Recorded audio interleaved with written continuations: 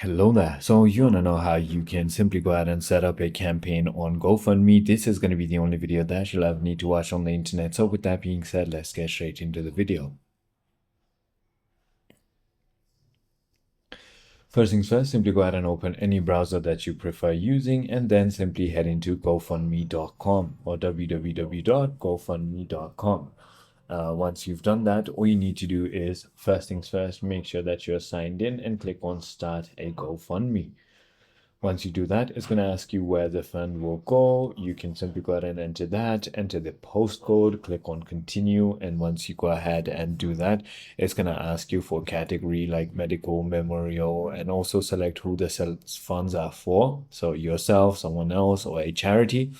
Then you can craft your story and goal. So write your story, be clear and personal. Explain who, what, when, where, and why using names and details to connect with readers. Also include photos or videos to make it more personal and engaging. Choose an achievable amount and remember to factor in transaction fees. Consider setting a deadline to encourage donation.